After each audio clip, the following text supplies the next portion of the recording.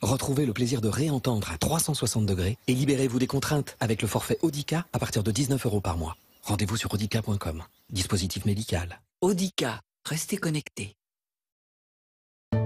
Je ris, j'éternue, j'ai des fuites urinaires. J'ai découvert une protection incroyable. C'est Always Discreet. Regardez, sa zone super absorbante transforme le liquide en gel pour une protection incroyable dans une serviette vraiment très fine. Là, je la porte. Always Discreet pour fuites urinaires. Always Discreet est un dispositif médical.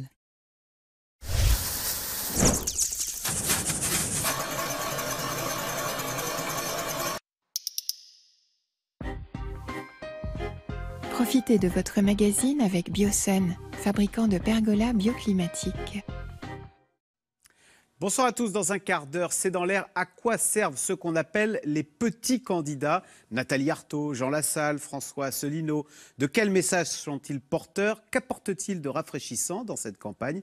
Leur accorde-t-on trop de place? Vous retrouverez Caroline Roux à 17h47 dans C'est dans l'air. Tout de suite, c'est-à-dire.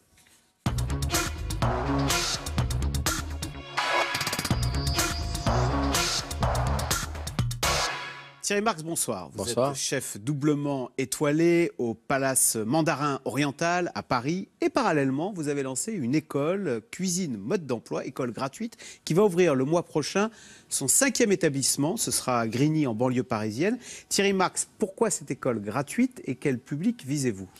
Alors le public, c'est simple, ce sont des personnes éloignées de l'emploi, très éloignées de l'emploi. Elles peuvent être aussi sous main de justice. Et puis... voilà, pourquoi cette école? Parce que je considère qu'il n'y a pas de personne ou de quartier fait pour l'échec. Donc on a monté ces écoles dans ce sens-là. Alors, je vous propose tout de suite, on va regarder un petit reportage qui a été réalisé dans l'un des 4 premiers établissements. En l'occurrence, c'est celui qui se trouve à Porte de Montreuil, à Paris. On regarde. Le problème en ce moment en France, on a du mal. Moi, j'ai essayé avant cette formation d'être embauchée comme commis de cuisine et c'est pas possible. Tout le monde veut de l'expérience. Le coût de formation, c'est 8 000 €, plus que ça. Donc là, c'est une formation gratuite. C'est vraiment, on a la chance et tout. Alors au bout, il y a quasiment à 90% un emploi. C'est-à-dire au départ, je sollicitais beaucoup les artisans pour qu'ils puissent prendre des stagiaires en stage. Maintenant, c'est l'inverse. C'est eux qui m'appellent et qui me demandent, je veux dire, quand est-ce que j'ai une nouvelle, entre guillemets, fournée qui sort. Alors, à coup sûr, un emploi, qu'est-ce qu'on apprend de miraculeux pour que... Il y a 80 gestes de base en cuisine, c'est quoi? Oui, il y a 80 gestes de base, on ne va pas les définir là maintenant. Il y a 80 gestes de base et 92 recettes, en gros, du patrimoine culinaire français qu'il faut savoir pour être commis de cuisine.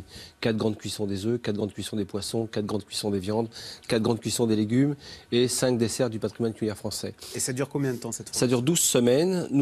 3 mois, ça suffit pour être 3 mois, mais nous on parle chef, jamais. On parle de commis de cuisine. On rentre dans la première marche, de la hiérarchie d'une cuisine ou des métiers de la boulangerie, comme on l'a vu.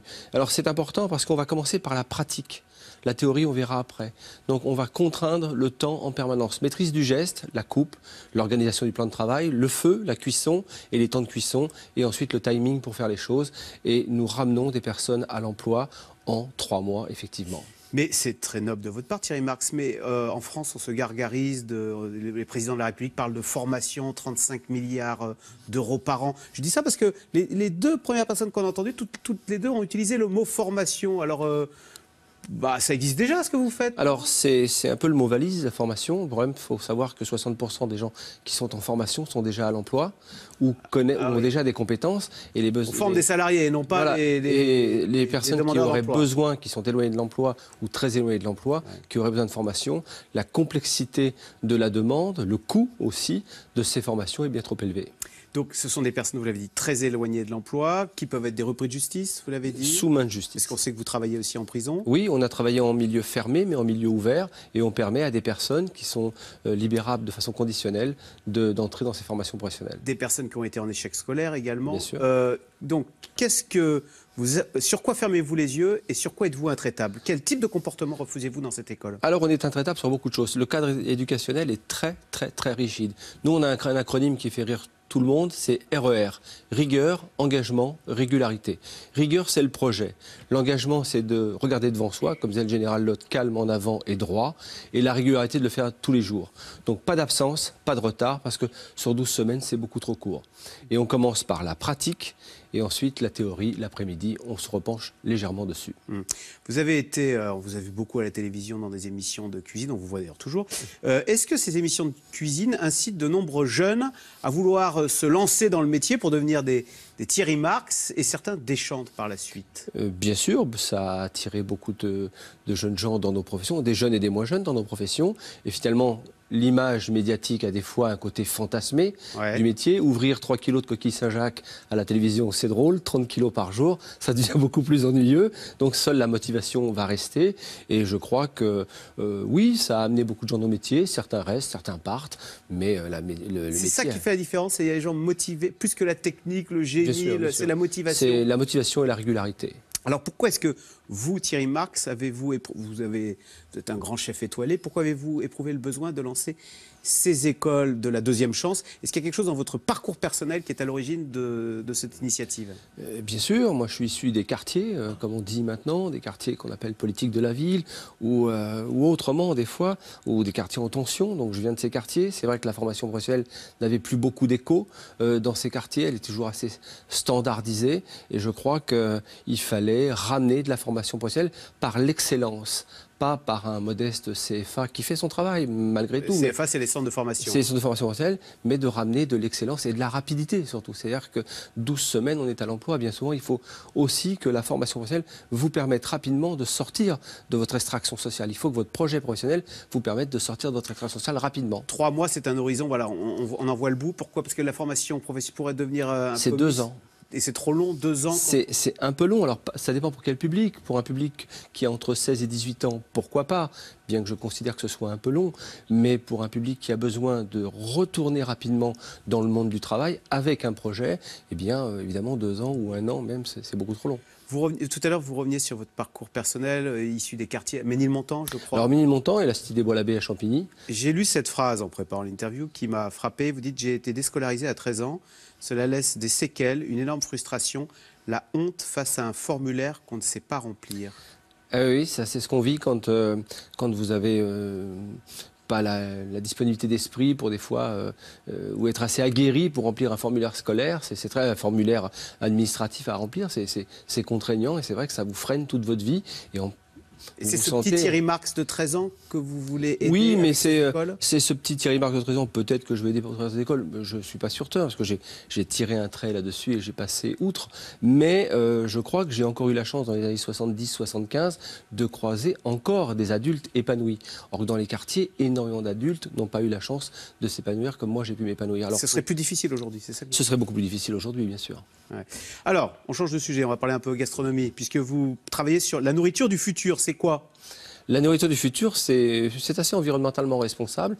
On a tous peur de mourir, donc on va de nouveau faire attention à cette planète, à la protéger pour qu'elle nous nourrisse mieux. Alors on va vers une cuisine beaucoup plus végétale dans les 10 ou 15 Vous êtes vous-même végétarien, c'est pas bien de manger de la viande? C'est pas que c'est pas bien, c'est que c'est pas toujours environnementalement responsable. En manger 2 fois par semaine, c'est très bien. Manger mieux, mais manger moins. Alors, non, parce que si je vous ai posé la question sur la nourriture du futur, je vous l'ai posée parce que j'ai vu que vous étiez également le chef cuisinier de l'astronaute Thomas Pesquet. On va voir quelques plats que vous lui avez concocté pour le soir du réveillon où il était dans l'espace. Donc langue de veau, lucullus au foie gras, suprême de volaille au maurice, au vin jaune, etc. C'est compliqué de cuisiner des plats spatio-compatibles, je ne sais pas comment il faut dire. Oui, spatio-compatibles, oui, surtout. C'est-à-dire que Thomas voulait des plats extrêmement régressifs qui lui rappelaient une période de sa vie. La langue de veau, lucullus, je crois que c'est la première fois au restaurant avec... C'est un plat du Nord, hein, c'est ça? C'est un grand plat de la cuisine française, de la haute gastronomie française. Le pain d'épices de son enfance et puis le poulard au vin jaune de sa maman. Donc il fallait être très précis et très technique pour préserver les saveurs sans avoir à ajouter de produits, de béquilles chimiques pour faire tenir tout ça. Enfin, j'ai vu que vous n'aimiez pas la cuisine du terroir. Bah, vous appelez ça le terroir-caisse, c'est une astuce marketing? Non, j'ai trouvé qu'on avait on avait fait du mot terroir un mot cosmétique et que longtemps la grande distribution a utilisé terroir pour nous faire avaler tout un tas de couleuvres finalement, et je disais toujours terroir égale terroir-caisse, et c'était un mot marketing qui me dérangeait beaucoup. Je crois qu'effectivement, il faut travailler sur l'environnement, protéger cette planète, produire mieux, manger mieux, et ça ira bien pour tout le monde. Mais de se targuer de terroir en permanence, à un moment donné, la coupe était pleine. Merci beaucoup Thierry Marx. Donc, on peut rappeler que vous opérez au Palace Mandarin Oriental, mais aussi, si on est intéressé, que vous ouvrez le mois prochain, c'est le 15 mai, je crois, hein, le 5e établissement de cuisine mode d'emploi, et c'est à Grigny, en banlieue parisienne. Exactement. Merci. Tout de suite, Caroline Roux, C'est dans l'air, qui s'intéresse à ce qu'on appelle les petits candidats, entre guillemets, bien évidemment. De quel message sont-ils porteurs? Qu'apportent-ils dans cette campagne? C'est tout de suite, C'est dans l'air, Caroline Roux.